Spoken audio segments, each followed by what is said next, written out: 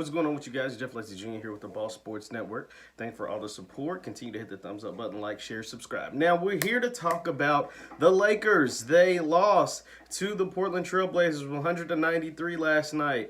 Damian Lillard, 34-point performance. Anthony Davis had 28. LeBron had a triple-double of 23, 15, and 15, something like that. Let me pull up the stats. He had 23, 17, and 16. And the Lakers still somehow lost.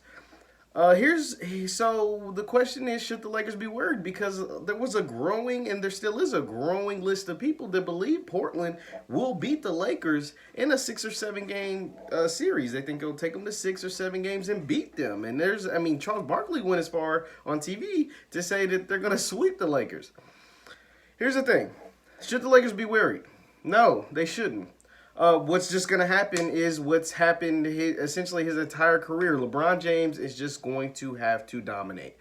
He had 20, you're like, Jeff, he had 23, 16, and 17. He dominated last night. No, he didn't dominate. He had a nice triple-double. I think it was a first triple-double ever, 2015 to 15 style triple-double. Clap it up. That's cute. Whatever. This isn't the team that you need to have 17 assists against. This Lakers team, isn't the team that's going to win with LeBron having 17 assists.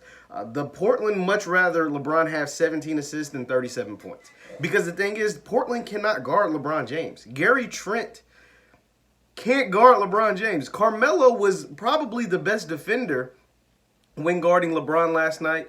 But they still can't guard him. The thing what Portland has to their advantage is they have Hassan Whiteside in the middle. Hassan Whiteside had 5 blocks. And that is big because he clogs the lane and he challenges every shot at the rim. Now, he also had a bunch of fouls, but that's what LeBron can exploit. The fact that he can attack Hassan Whiteside, attack his body, and force that man into foul trouble. Now, he's going to block some shots. Hassan is going to block shots because that's what he does. He's a great shot blocker. He's a great defender at the rim. And you can't count on Anthony Davis. It's becoming more and more clear that second halves of basketball games isn't Anthony Davis' forte. He's never played winning basketball in his whole entire NBA career. And so it's kind of hard to rely on him in the fourth quarter. Anthony Davis had 21 points in the first half. He finished the game with 28 points. He only had 7 points in the second half and missed 2 crucial free throws late in the game. And then not to mention, he only shot 8 for 24. He shot 8 for 24 from the field. He didn't have a great shooting game. He got a lot of his damage at the free throw line, and then towards the end in the crunch time, he and LeBron both went up there and clanked 2 free throws apiece. So they clanked 4 free throws total. So LeBron, let's just be real. I think Anthony Davis for the first half is going to give you a great game. Maybe even the third quarter, but you can't rely on him in the fourth quarter. And then this backcourt, you can't rely. The Lakers shot 5 for 32 from 3. That's why the 17 assist thing doesn't work. They shot 35% from the field. 35% from the field. That's why 17 assists doesn't work, because this team doesn't have scores, people that can put the ball in the basket. Think about how hard it is to get 17 assists on a team that shot 35%. Like, just imagine that. You got 17 assists, so that means 17 times somebody actually scored the basketball, right?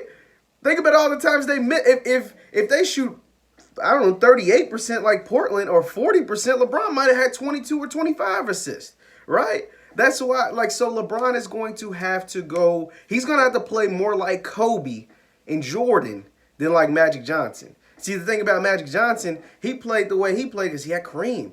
He had James Worthy. He had Byron Scott, guys that could put the ball in the basket.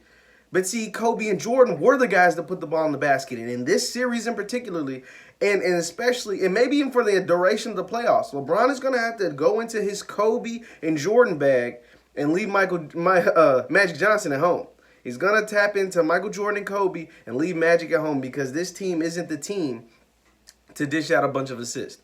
Yeah, the Blazers will more than gladly let Danny Green shoot. 4 for 12 Danny Green, or 0 for 9 KCP. Think about this. The Lakers starting backcourt went 4 for 21. 4 for 21 from the field. KCP had 1 more point than me and you. He had 1 point in the game. That's it. Like, come on, man. Come on. How many minutes this man play? This man, KCP, played 29 minutes and had 1 point. Kuzma, who LeBron said they need to be the third option, shot 5 of 14 and took some bad shots. A lot of bad shots. Not to mention started getting cooked. And the thing about the reason why it's so frustrating, because the Lakers had a chance, because Damian Lillard, he played great at the beginning. But for about 2.5 quarters, he was nowhere to be found. And then late in the fourth quarter, he cut it on. Right? The Blazers outscored the Lakers 19-6 in the fourth quarter. LeBron, he got too passy, got too cute with his passes too, and created some turnovers, because he was too cute with the passes and guys weren't ready for it. Forget all that, man. You can't rely on Markieff Morris and Danny Green and KCP and Kuzma, LeBron. You're just going to have to take this series over. And the reason why they shouldn't be worried is because he can do that. Right? Like, if this series was solely dependent on Anthony Davis, the Lakers should be in trouble, because they'd be in trouble. They should be worried because they would be in trouble. But because they have Mr. LeBron James on their team, and he can take over games. We've seen it for years. He can take over the games scoring. We've seen it. We have 17 years worth of evidence. He can take over games scoring, is why the Lakers shouldn't be worried. LeBron, but he's going to have to do it, because 17 assists ain't going to cut it in these playoffs with this team. I also think they need to play Dion Waiters more. I think Dion Waiters can give you better than 1 for 6, Mr. Caruso. Caruso played 29 minutes and was 1 for 6. Dion's better than that. Dion Waiters is better than Caruso. I think J.R. Smith may be better than Caruso.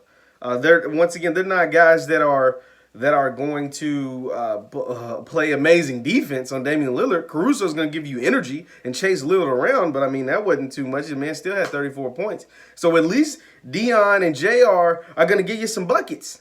Those are guys that are going to get you buckets. KCP's not a bucket getter. 0 for 9. He's not a bucket getter. Danny Green went 2 for 8 from threes. That you don't get paid $15 million a year to go 2 for 8 from threes. And it's not like the Blazers are these world beaters on defense, right? The Blazers aren't the best defensive teams. They just gave up 130 points, in these play-in games, these playoff games to get in the playoff. So the Lakers is gonna have to find some guys. Got to make shots because they had open looks. They're gonna have to make shots, and if they don't, LeBron James is just gonna have to take over. 17 assists ain't gonna cut it. You need to be around 30 to 35 points a game. Anthony Davis 7 points in the second half. That ain't gonna cut it, man. It show the NBA why you are a top 5 player. If you believe that you are a top 5 player, and a lot of people believe Anthony Davis is the top 5 player, show the league why you are a top 5 player. Now, I want to see it, because 7 points in the second half, disappearing in the fourth quarter, that ain't top 5 material.